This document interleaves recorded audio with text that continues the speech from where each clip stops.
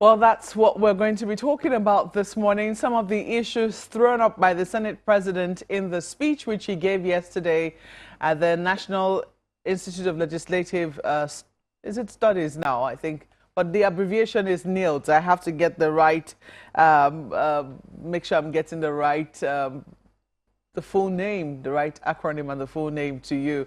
But I'll do that in due course. This morning, we're going to be talking about the issues raised by the Senate President in his lecture there yesterday. And we have with us, joining us this morning, Dr. Ernest Erike, who is the coordinator, Yaga Africa Center for Legislative Engagement. You're welcome to Sunrise Daily this morning. Thank you very much.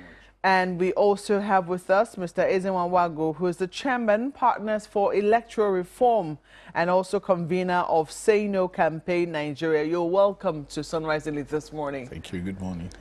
Well, I'm sure that some of what the Senate President highlighted in his speech yesterday at that lecture which Niels organized, I think that's supposed to be the think tank arm of the National Assembly, if I'm correct. You're not stranger to those issues. He said it before, but we've heard it before. National Assembly only takes a certain percentage of the budget, maybe less than 2%. They're underfunded. I don't know if a lot of Nigerians will agree with that, but that's what he said yesterday. And he also talked about why they have been trying to pass the budget. They hope to pass the budget, 2022 budget, before the end of the year, and they've kept it as a tradition. Generally, let me ask you, how would you rate the operations of the Ninth Assembly? I think it was also very big on not being one to be called a rubber stamp of the executive arm of government. Would you say that they have shown themselves an independent arm of government? Let me start with you, Dr. Erike. Okay, thank you very much. First is to commend the effort of the National Institute for Legislative and Democratic Studies in starting a lecture series of this nature, because one of the things it has done is to bring information that Nigerians have been looking out for. For instance, yesterday the Senate President reeled out the salaries and allowances that members of the National Assembly get. Now, this is what Nigerians have been trying to get over the years, and the National Assembly hasn't been forthcoming as far as this is concerned. And so it is commendable that we are having a lecture of this kind that will enable the people know more about the workings and operations of the National Assembly.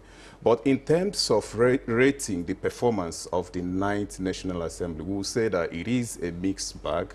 Mixed bag in the sense that if you look at the three cardinal functions of the legislature, that is the function of legislation, the function of representation and oversight, you can say the 9th Assembly has done well in the area of legislation, lawmaking, for instance, because if you look at some of the bills and acts that the National Assembly, has passed since 2019, some of them are legacy and high-impact legislations. For instance, you talk about the Petroleum Industries Act.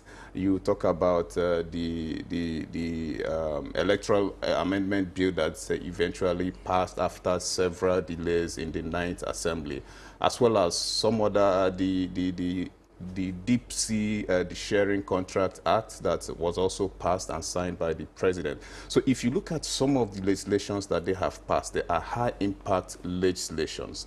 But then it is one thing to make laws, and that is why the Constitution and the laws give the legislature, wherever you find the legislature, the powers to ensure that the laws made by the legislature, which represents the interest of the people, are implemented for the benefit of the people. And so if you make laws and you do not follow up on the laws in terms of oversight, then you will also be failing in one area of your responsibilities. And so if you take the function of oversight, we cannot rate the National Assembly highly as much as we rate them highly in the area of legislation. If you also take the function of representation, now the function of representation and oversight as well as legislation will also go together, because the primary essence of having the legislature is to represent the interests, the wishes and aspirations of the people. either in making laws or in carrying out oversight. And so if the Ninth Assembly has failed largely in the area of oversight, as we have seen, then the function of representation is also suffering as far as the Ninth Assembly is concerned. Because what the people want is an assembly that reflects their wills. What the people want is an assembly that reflects the aspirations of Nigerians. To a very large extent, the Ninth National Assembly hasn't reflected the wishes, the aspirations, and desires of Nigerians in all areas. If you talk about the shrinking civic space, you will find out that the National Assembly, this Ninth Assembly, has introduced some bills that would derogate from the rights of citizens. If you look at the manner Such in which... you want to give an example? For instance, you recall we had the hate speech bill, the social media regulation, the attempt to regulate the social media, as well as civil society There'll be organizations. arguments that those bills never went through. They never went through, but what we say is that they were introduced. Now, they were introduced and there were attempts to get these bills passed, if not for the action of Nigerians and civil society organizations. Now, if you also look at the way and manner the Control of Infectious Diseases Bill was introduced in the House of Representatives so hastily, a bill that was so contentious, a bill that had so many provisions that could have derogated from citizens' rights, that bill was introduced, was read the first time and second reading taken on the same day, without even members of the House of Representatives having seen a copy of the bill and the provisions of the bill. So in that area of representation, like we said, we can't also rate this current Ninth Assembly highly, as much as we rate them highly in the area of legislation. Well, there's still some areas that will be contentious. So, for instance, when you raise that the infectious diseases bill, which came up on the floor of the House, I mean, in that area, there will still be debates as to whether or not, you know, rights are absolute when it comes to matters of health, as we're seeing right now with the enforcement of trying to get people to take the vaccine, the vaccination for COVID-19. But let me come to you, Dr. Wango. I don't know what you make of the Ninth Assembly. I like the fact that, you know, Dr. Reke has broken it down in terms of the functions of the National Assembly and has been able to rate them according to each of their functions. Would you agree with his own assessment? Well, I do agree broadly with his assessment because he's been able to situate contextually the functions of the legislature and how this legislature had proven itself within this legislative year. But I see a National Assembly that is still very short on accountability, transparency, and openness. If you listened to the Senate President, you didn't see exactness in terms of comments. You saw about. And I wouldn't be expecting somebody who wants to really come through in terms of putting this in public space to use things like about. There is no about. How much is your salary? There should be specific amount that is your salary. It can't be about. Okay, because there is either an amount that is clear, that is known. So it's not different from what those who were before him were doing in terms of still putting a haze around those figures, you know, about. Do you think it's because perhaps his own salary or his own allowances might be different? Because we do know that principal members get more than, you know, regular members. It's a matter of, it's simple. We're not asking for these salaries. We don't want to share them with you. It's simply a matter of, this is what I earn. And for over a period of time, I've shifted away from this humongous salary thing to service delivery. Can we match what you earn with what you give to us in terms of, you know, service delivery? Can we, on the button, see how our representatives vote on any issue? So that's a big question now. Since you say that's what, it would seem that a lot of Nigerians have now transitioned from that. If we're not going to get if this is all the transparency we're going to get, you know, the question now is, what is this monies which you're earning delivering to us? How would you rate that? That's what I'm saying, that I knew that the National Assembly, for instance, installed a machine that can help us say, for instance, sorry, that can help us, for instance, determine where you stand on any matter.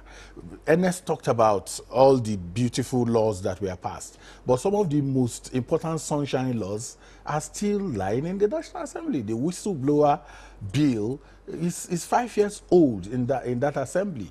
And if you are talking about transparency, openness, okay, one of the most important bills that shines the light on, you know, transparency and openness will be the whistleblowers bill. So there are political bills that enhance, you know, the public image of the National Assembly, but the real fundamental laws that help to, you know, shaping society in a way that citizens can make a call on corruption is still very, very, we're low and short on that. But having said that, I think that one of the things that the National Assembly has not also been able to deal with is the issue of diversity.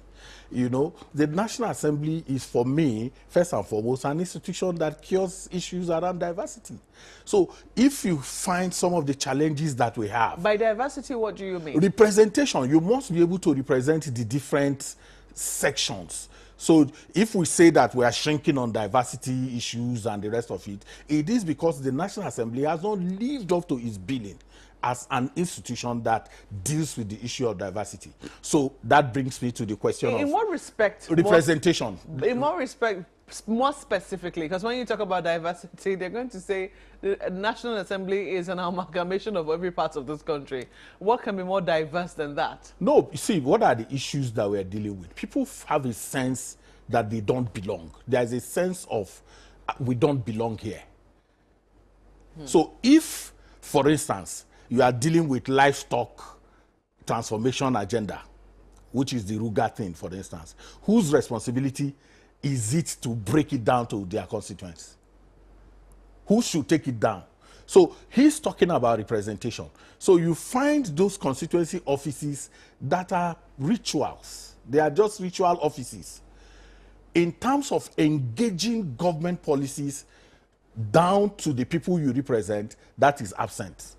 So would that be captured under diversity? Yes, it is. Because when you talk about diversity, I was thinking in terms of tribes and tongues. I was thinking in terms of women. I was thinking in terms of young people. I mean, but that sort of demographic. Yes, but even at that, what are the laws? There is, for instance, what do you call the gender bill?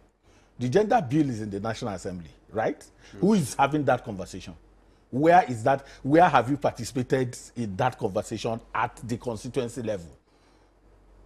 Because we paper over these things. They are significant in solving some of the little challenges that we face. You don't need to be a woman to take the gender bill to your community. What about the fact that, you know, they're seeking to include more women through legislation? I mean, at least we know that Honorable Onye Jocha has been pushing for that very strongly, and she says why should it be just Onye Jocha? No, but she said everywhere that she has the support of the leadership of the House, and that as a result, all the members of the House have now signed up to that particular bill. Mokwe, what I'm talking about is that you represent people. There's a function of representation. What does that mean? What it means is that you don't talk for yourself. You talk for your people. So if the engagement is to take bikes, sewing machines, you know, all of those things to the people, and then through a camera, have you truly represented? That's the question that I'm asking. No, but you know, is there no disconnect? Only recently, I had the chance to interview the chairman House Committee on Customs and Excise, and he was talking about how, you know, talking about this bill which the president is yet to sign, the Electoral Act Amendment, and you know, the benefit of direct primaries, which the House and in general the National Assembly has opted for, what the advantages for him. He believes that if a politician remains popular in his locality, there is no way he will not continue to be returned. There is no way that that particular bill, as passed by the National Assembly, will not continue to favor him. Talking about popularity, I was asking him about how he was able to hold the interest of his own voting public constituents. That's what I was looking for. And he spoke to the fact that, you know, he does things for them, he pays their... Isn't that what the people want? Isn't that what the people consider representation? He didn't mention that, oh, I moved so many bills in the House, oh, I was able to get this legislation through. That's not what the people are concerned about. How do we begin to bridge that? Because it was him that sometimes we understand it a certain way, but the people who return these people to office understand what their jobs are supposed to be in a certain way. Do you see that problem for lawmakers? Yes, it has been a problem over the years, and as some people will tell you that you get the kind of, every society gets the kind of legislators or even the kind of government you desire or you create yourself. Because in reality, no lawmaker goes back to his constituency, to his or her constituency, to say, I sponsored X number of bills or motions. Now, and people will take such a member seriously. No. What Nigerians wrongly do, what Nigerians want to hear from you as a lawmaker is how many jobs, how many constituents you influence to get jobs in government offices. How many contracts did you bring? How many projects did you, bring to the constituency? How many people are you paying their school fees? How many naming ceremonies, wedding ceremonies have you sponsored, and all of that? And that is an aberration, because it is not the responsibility of the legislature. And the Senate President, mentioned this yesterday. It is not the responsibility of the legislature to begin to do all of this. But then again, to make reference to the Senate President's speech, which was on perception. Now, you also create the kind of perception people get from you. Now, in an attempt to win elections, legislators begin to make promises that are outside legislative responsibilities. And therefore, when you make these promises to sink boreholes, promises to begin to execute projects that are within executive purview. Now the people will be looking up to you to fulfill those promises. And when you get into office, instead of making the laws for which the people have elected you to do, you begin to, to look for ways and means through which you can, bring those projects, attract the jobs, and so on. And so that is the perception, and that is the reality. In the words of the Senate President, perception and reality are intertwined, and you cannot separate them. Now, members of the National Assembly and the legislature generally in Nigeria have created this tradition of the people holding the National Assembly and the legislators to begin to provide executive responsibilities, to begin to, to execute the functions of the executive, and therefore have shifted away from the core functions of the legislature, which is to bring the issues, the interest, the desires of the people before the National Assembly, in order to receive either legislative action or even executive action, which is the core function of a representative democracy. Eze was trying to talk about the issue of representation, for instance. There has been this argument about whether the legislature is a delegate or a trustee in a representative democracy, which the Senate President also alluded to yesterday. Is the legislature a delegate or a trustee? But eventually, the entire argument has culminated to the fact that you cannot find a legislature that is entirely a trustee. That is, a trustee means that you have elected this person to merely reflect the wishes and desires of the people. But a delegate has been elected to go there and ensure that whatever he does is as a result of what the people, want. Now, you cannot have a pure form of a delegate or a pure form of a trustee legislature. You have a mixture of both, where the legislator can also take decisions that are informed by personal choices, and also decisions that are informed by the choices and desires of the people. But at the end of the day, the issue is that the main purpose of having this institution of the legislature is to represent the people, because all of us can no longer represent ourselves as we had in direct democracy. And therefore, as a result of the fact that we cannot all represent ourselves, we have entrusted some people with this responsibility of speaking on our own behalf. And therefore, in any representative democracy, representation remains the key issue. And it means, therefore, that the people have entrusted you with the responsibility of ensuring that the executive arm of government, for instance, complies with the laws of the land and implements policies and laws as passed by the legislature. And therefore, if you abdicate from that responsibility, it attracts that kind of perception that the Senate President was trying to defend yesterday, that perception of the National Assembly, the Ninth Assembly, being a rubber stamp. A rubber stamp because the people believe, the people are expecting you to continue to hold the executive to account for its responsibilities, and you are not doing so. So let's, Mr. Mago, quickly intervene. The tragedy of public commentary in our country is the celebration of abuse. When something is an abuse, you don't celebrate it. Part of the thing is to continue to touchlight the fact that what is being done is wrong. The National Assembly has 3 known responsibilities, and it shirks that responsibility often by veering to other responsibilities that is not theirs. And that is why we created this funny thing we call constituency project.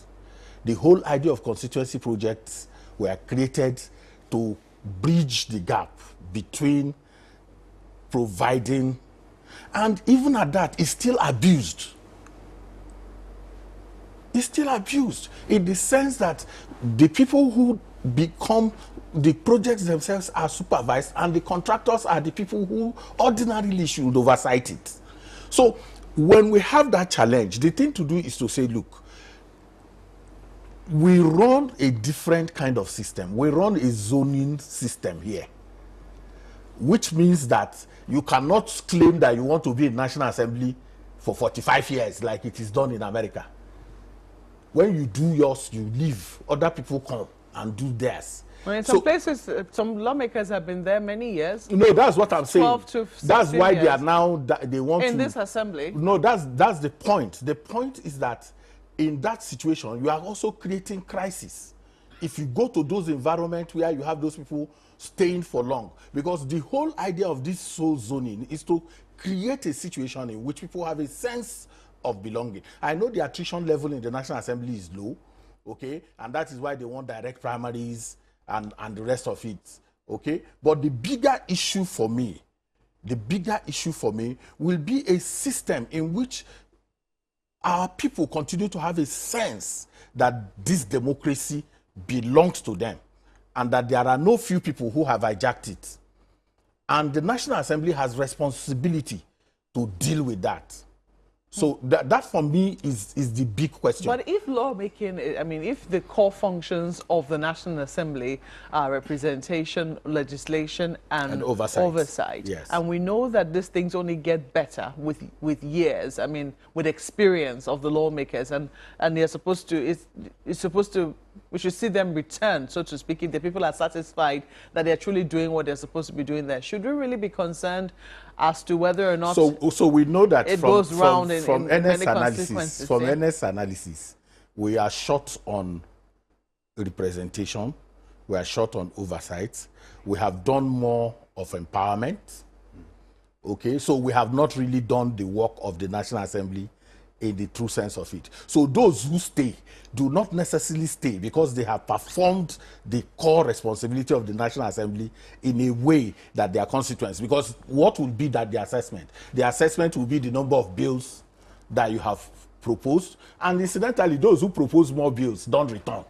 So it is those who share, who do empowerment, that return. So in reality, the core function of the National Assemblies suffers because we have exalted empowerment above quality legislation.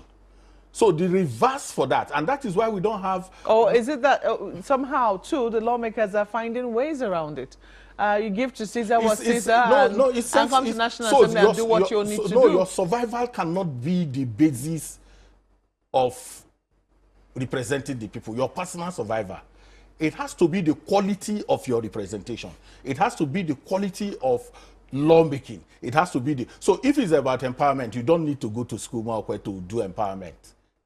Anybody can do empowerment. Anybody can buy sewing machine. Anybody can buy whatever and share to the people. You can buy rice, you can give things. So you don't require any serious training to be able to do that. The one that requires that skill that you are talking about is suffering in the National Assembly, because we have exalted what is an abuse over the real function of the people. Well, let's take a break at this point. When we return, we'll be taking this to Lagos, as well as taking into the spokesperson, that's the Chairman Senate Committee on Media and Public Affairs, Senator Ajibola Bashiru, who should be joining us very shortly. Please stay with us.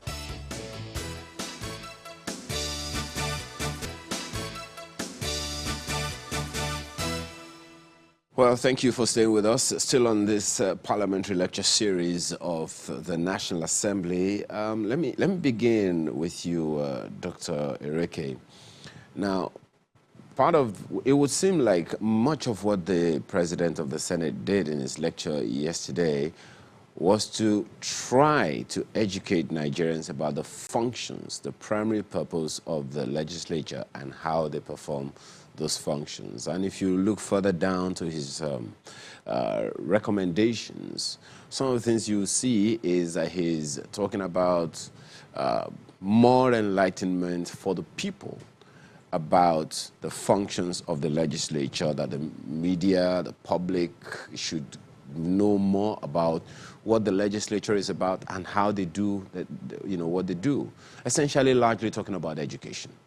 But let me begin by even asking you, from what you have seen in your functions with IAGA, working with the legislature, do you see even also drawing from some of the responses that you've given when members of the National Assembly canvass for votes promising things that are outside of their remit, do you think that members of the legislature, when applying for their job of being a legislator, have full understanding of what their functions are? We'll come to the expectations of Nigerians. But do you think even they themselves understand the job they're applying for?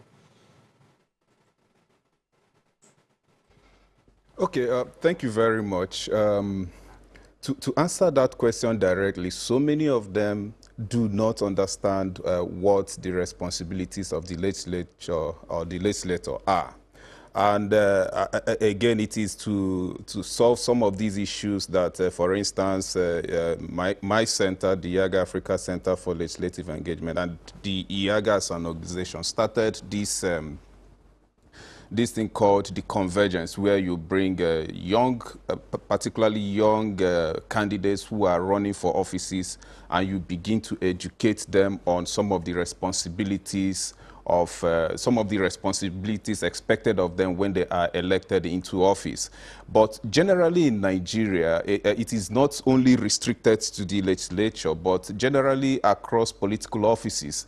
Most people who come up and say they want to occupy certain positions of leadership in the country do not understand, the responsibilities and the demands of the office. And that is why, if you look at policies in the country, you continue to see that there is a disconnect between the perception outside the office and the reality in the office. That is why politicians make promises, promises that are not founded on any empirical information or studies. And therefore, they just make promises on political expediency because they want to occupy this particular political office without understanding what the responsibilities of this office, are, without understanding, the core functions of the office they are aspiring to occupy. And so it is not only restricted to the legislature across the country, but across all political offices and positions. Politicians make comments, they make promises that are, far away from the responsibilities of the offices they intend to occupy. And so I can say yes, most times when they run for offices, these legislators do not understand, the responsibilities and demands of that office. But again, is to say that the society encourages all of this. Like I said, my center works closely with these lawmakers. We have supported some of them to conduct town hall engagements in their constituencies. Well, and you only need to go to these constituencies to find out that. My apologies. When you say that Nigerians encourage those things, I'm just wondering how. But we'll come to that because, as Mokwe promised earlier, Senator Ajibola Bashiru has since joined the conversation. He is chairman, Senate Committee on Media and Public Affairs, and he joins us virtually. Thanks for joining us this morning, Senator. Well, perhaps you want to give us a quick background before we go into the nitty-gritty about the expectations of the National Assembly for setting up this parliamentarian lecture series. What's the objective and what are the things Nigerians should expect? I don't know about what you call parliamentarian series. I don't know where the question is coming from. Well, it's about the lecture series that the president of the Senate gave yesterday. So I think it's not about a parliamentary lecture series. It's a program of an arm of the National Assembly, which is the Institute of Legislative Developmental Studies. It has nothing to do with the work of legislators. And if I may quickly respond to what I had the gentleman that just spoke, talking about legislators not knowing what they are doing before they were elected. I think that is rather very unfortunate, and it has no basis in empirism. As a legislator elected from Osun Central Senatorial District, I have my background in law. I have a PhD in law. I was a former Attorney General. I was a commissioner for special duties before I got elected. So how can you just wake up and say legislators don't know? At the National Assembly, we have people who have been professors, who have been academicians, who have been administrators, top civil servants. Our Senate leader retired as a permanent secretary in the federal establishment. I think it is rather paternalistic and I'm very patronizing to be listening such a question. I don't have any problem with people going to international organizations to go and raise money to say they want to do support for activities for democracy in Nigeria. But it's rather unfortunate for anybody to just say legislators come up with a realistic manifesto and that they get to power in system. It's not all go well for what you have done. As far as National Assembly is concerned, what we have done here has shown that we have a clear legislative agenda. We promise we are going to put an end to the semi-intractable problem of lack of passage of Petroleum Industrial Act.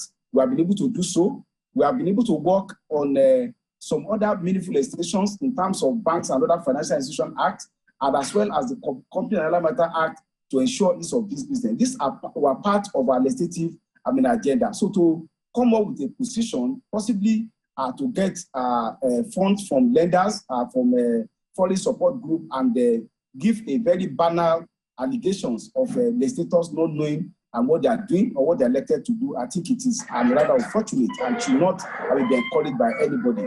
I challenge Yaga and the gentleman to go and look at the profile of people who are elected and their background and publish it and show whether there's anybody that has no stint of work either in the corporate world, in public service, or in some other endeavor before they go to the National Assembly. And I think I also challenge them to also see if it is easy to get to the Assembly. Let them, rather than just criticizing, let them go and contest the election and do so. So I would say that the National Assembly is working, in terms of legislative intervention that has meaningful impact on the life of the people. Yesterday, we had the public hearing on the finance bill, and the highlight of the finance bill was well articulated, and we call on stakeholders to participate in that legislative activity. So as far as we are concerned, we know what we are doing. We have a clear part of our legislative agenda, and National Assembly as of today is people with individuals like myself who have background not only in private sector, but rich public service experience. Senator, perhaps the fulcrum of the question is in the promises that sometimes when vying for office, some legislators, well, aspiring legislators make. You know, that's why the question is asked. So, because the question that I put to him, and so let me just put it to you as well. Do you think, even before applying for the job of a legislator, whether a senator or as a member of the House of Representatives, or even as a member of the House of Assembly in any state, do you think all the people who vie for this job have the full understanding of what they are vying for in the promises that they make to their people of what they are going to do when they get into office? Your question itself is problematic. You cannot talk of all. In logic, there's what is called fallacy of hasty generalization. You cannot make generalization and use the tar to rub on national legislators. I can speak for myself, and I challenge anybody to mention specific legislators who aspire to office and do not know what they want to aspire for. And I say my record is in public, I'm a domain. I was a legal practitioner, and I can go to law reports to see cases that I've handled and transactions that I've done. My sincere apologies so for what I'm saying is this. Then what is the job of a national legislator? The job of a national legislator are basically threefold. One, to participate in making law for the good government of the country. Secondly, to also engage in oversight function in ensuring that public funds are utilized as, with a view to exposing corruption and inefficiency. And as far as the upper legislative chamber, the Senate is concerned, to also confirm certain important appointments by the executive. That's just basically the work of legislature. So I don't know what manifesto you are going to be talking about. It's not the job of legislator to construct road. It's not our job to provide school. It's not our job to do so. What we may do as part of our position is to facilitate that in the process of appropriation of a national budget, that project are cited in our community, and this is competitive. So I don't know, I think there's a kind of a lack of understanding of the framework of the work of legislator, and that is part of the symptom of the military incursion into our politics. You will remember that 1966, when military came, the legislative arm was the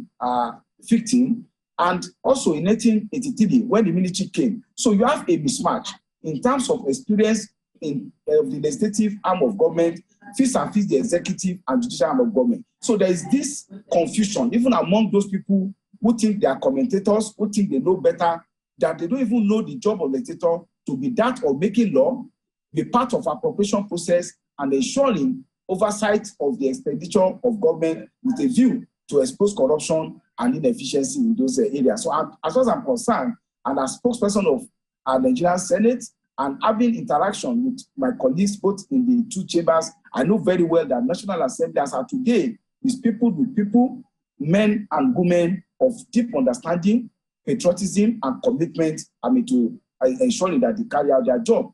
Of course, it's easy for people to just make allegations against politicians. If you think you can do better, Plato has said the best endeavor is to engage in public service. Also, put yourself, throw in the gauntlet and contest, and then you can do better for your country, but not just by trying to make a general banalistic allegations that's not founded on fact against the institution of National Assembly.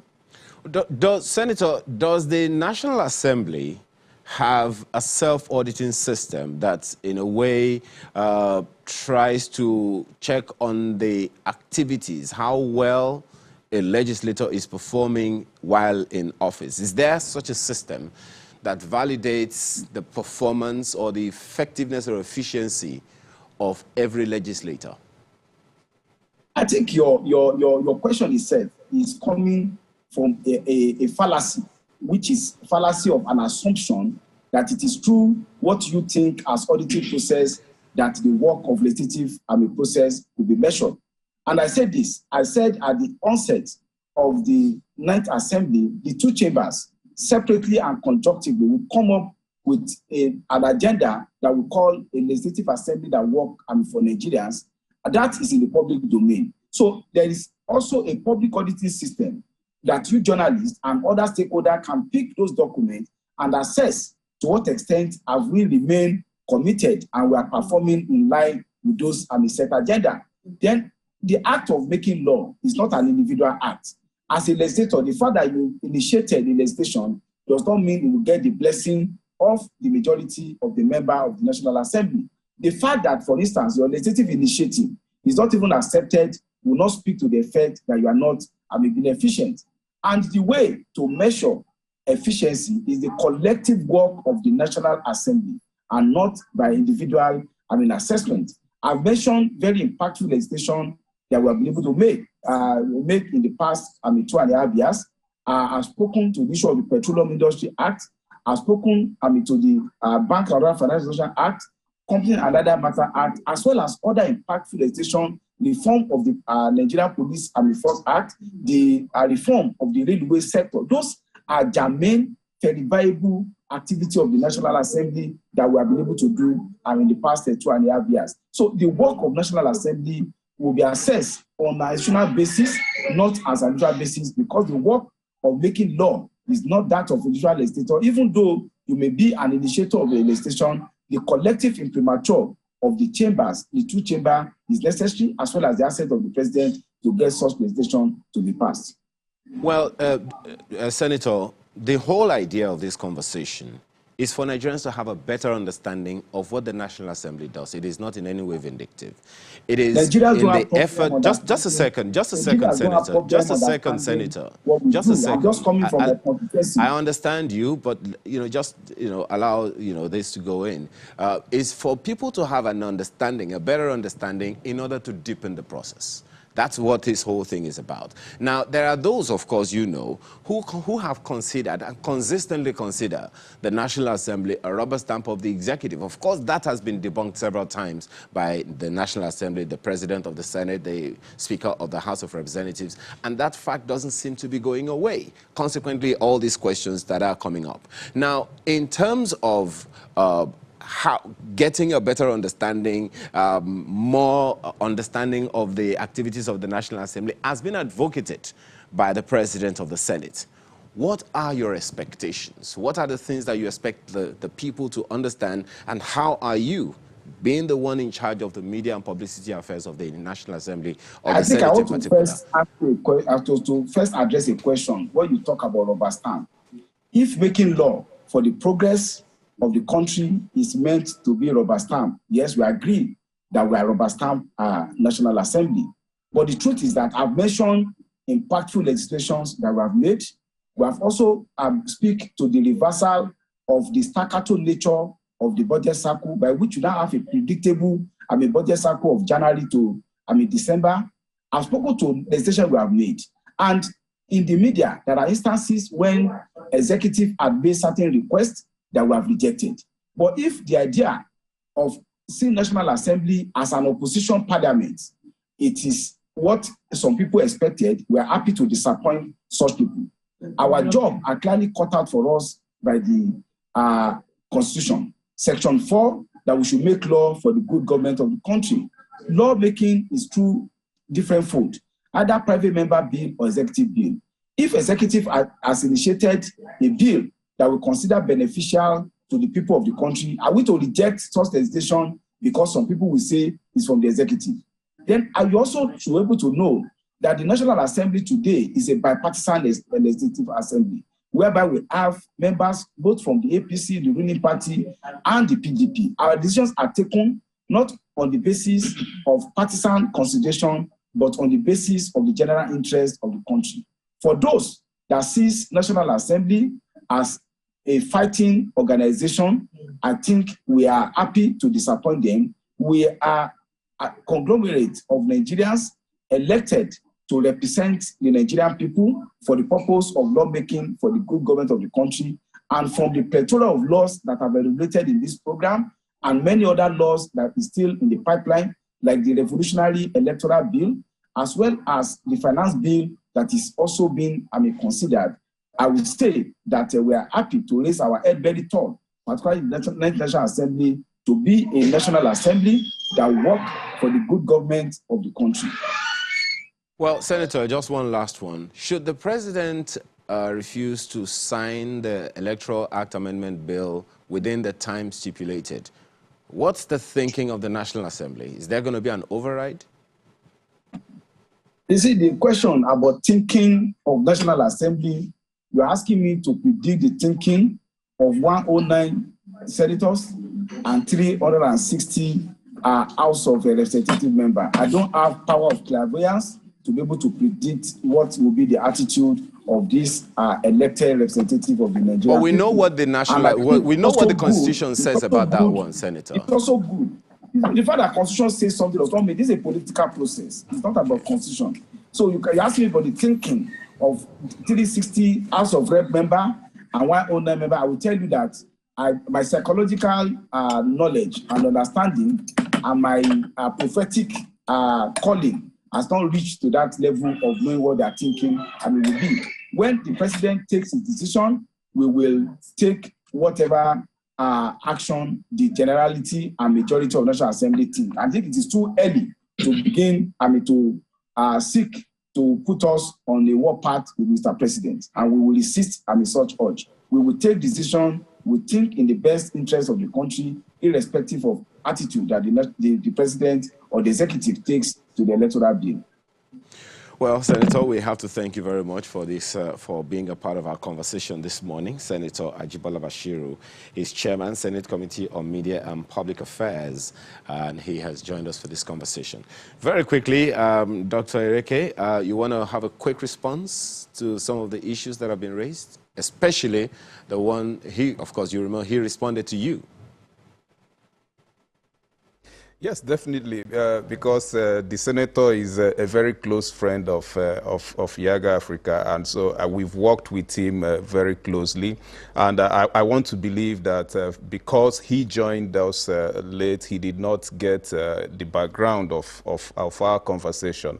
And therefore, he misunderstood the point we were making about Nigerian politicians running for offices without understanding first, the responsibilities attached to those offices. And we said that it is not restricted to just those who run for legislative positions, but all elected positions across the country. And we have said also that it is as a result of this that, people get into office and for a long time they are unable, to find their footing as a result of the fact that they had a poor understanding of what the office, requires.